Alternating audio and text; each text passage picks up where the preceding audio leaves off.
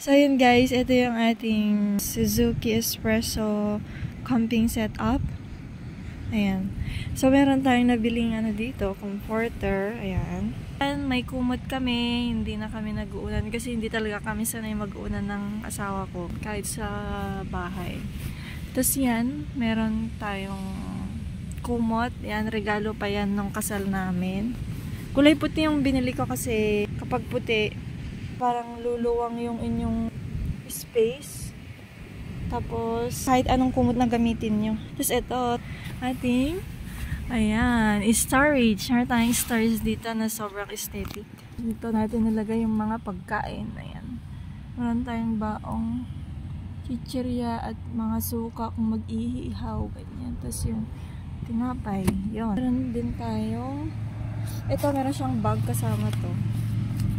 Tapos meron din tayong dito guys, dito namin nilagay yung mga mga gamit-gamit na yung mga pinagsuputan, mga ganyan nilagay dyan. Tapos meron din tayong dito camping tent. Hindi naman kailangan to. Tapi kailangan natin tent haan. Yeah. Yan, kaya nilagay namin dyan. Hindi namin ginamit. For backup lang naman yun, or kung may kasama gano'n. Tapos syempre dapat meron kayong flashlight. Ayan, importante yung flashlight, ilaw guys.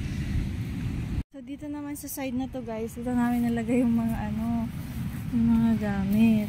Ayan. Kasi nung natulog kami, syempre kailangan na sa loob lahat. Tapos meron din tayong inflatable dito. Yung sa pinaglagyan yan, may inflatable. Pakita ko sa inyo. Ayan, diba ito, tapos meron kaming inflatable, yan. Meron akong nilagay na bedsheet dyan, cover. Tapos dito sa may niya, andyan na yung gulong guys. Ay hindi, nandyan pala yung tray. Ito yung tray ng So yan. Tapos yung mga ibang gamit dyan namin nilagay para maitag. Okay. Sa side na to, nandito yung mga ibang gamit din. Yung pala ito, nabili ko ng 400 ito. Kasi dalawa 800. So, itong isa lang, bali 400. So, mayroon din tayong panghangin. Nagdala rin kami ng power inverter. Kinakabit lang ito dun sa battery ng sasakyan. Dito na kami nag-charge at nag-inflate ng inflatable bed. Dito yung kanyang headrest. Diyan, nilagay namin dyan sa may likod ng upuan sa harap. May upuan din tayo ito. Ito naman yung upuan na binili ni Mr. sa isang shopping mall dito sa amin. Tig 380 isa nito.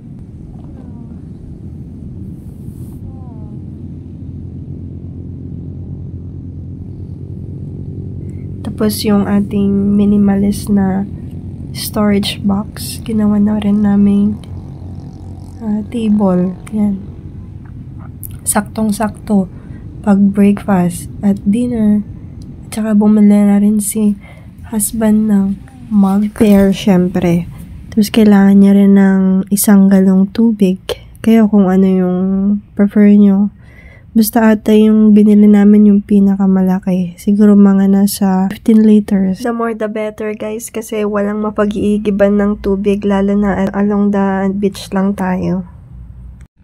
Ito naman yung ating stove. Ayan. Nabili ko rin sa Shopee. Tapos butane. Tapos ito, nakuha ko lang sa bahay yan guys. Ginagamit namin ni Mr. kapag nag-outing kami. Bilis lang gamitin to. I-on mo lang ganyan. Tapos ganon. Nagdala rin kami ng mga food storage. Kailangan nyo rin ng umbrella guys para kung kunwari naihi kayo ganyan. Meron kayong gagamitin. Pantakip. Tapos yung mga extra clothes ninyo.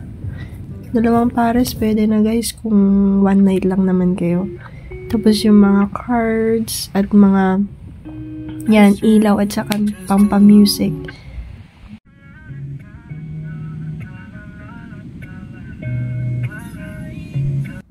Magdala rin kayo ng itak guys or bolo, ayan. O kaya yung maliit na knife.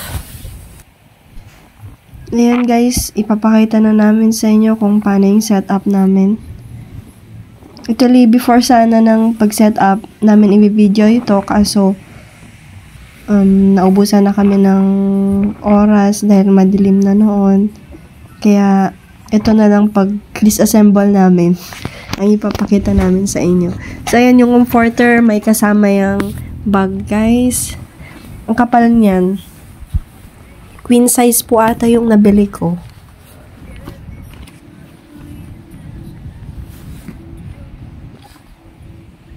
Dakil yun.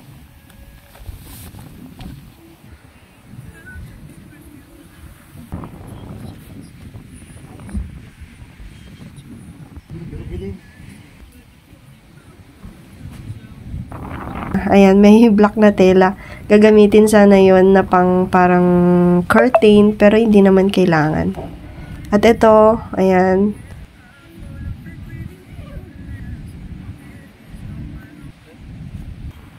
Deflate.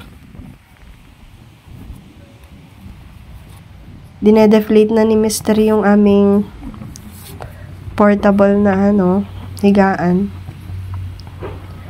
Kung ako sa inyo, guys, I don't really recommend this kasi maingay siya. Any movement dun sa higaan, parang mabilis kasi ako magising. So, nagigising ako kapag may mga movement na ganun kasi maingay siya sa pandinig. Pero okay na rin. Napagtiyagaan naman, guys. Ayan. Portable siya kaya maganda rin. At ito, sobrang recommended ko yung container na yung storage, yung white. Tapos ito yung sa baba, ayan. Nilalagay namin dun sa mga sides para hindi siya makita at saka para maano natin yung space. Kasi maliit lang yung space. Tapos ito, binabalik ni Mr. yung tinatanggal dyan para Sakto lang hindi yung mawala. yan. Pero kapag tatanggalin nyo yun, gagamit kayo ng screwdriver. Meron naman atang mga tutorial kung paano tanggalin. Pero madali lang yun. Basta yung flat ang gamitin nyo ng screwdriver. Yun. Tapos tutusukin nyo lang. Tapos binabalik na ni Mr. Ayan. Siyempre kung paano nyo tinanggal, ganun nyo rin siya ibalik. Para maganda pa rin. Yan. Tinatali niya lahat niyan, guys. Yung sa cover nung mga upuan. Seat cover. Hindi pa namin nilaban yan. Hindi pa naman siya mabaho.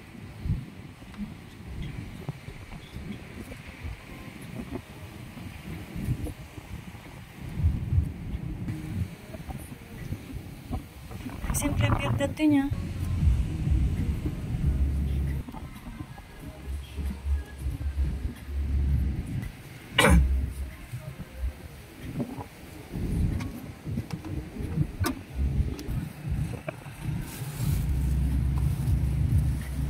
Tapos, ito na yung tray. Ayan. Nilagay lang namin dun sa baba, guys. Para maitago. So, madali lang naman ibalik yan. Ayan. Ginaganyan lang. Okay. Maganda rin na may ganyan kasi na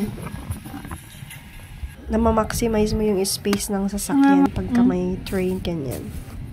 For the second layer.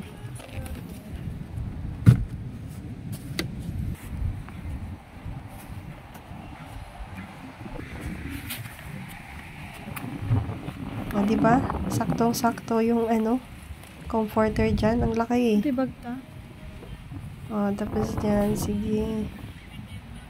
May mga hindi pa kami kinarga dyan kasi hindi pa naman kami aalis na sa labas pa yung upuan. So, yun lang guys. Bye!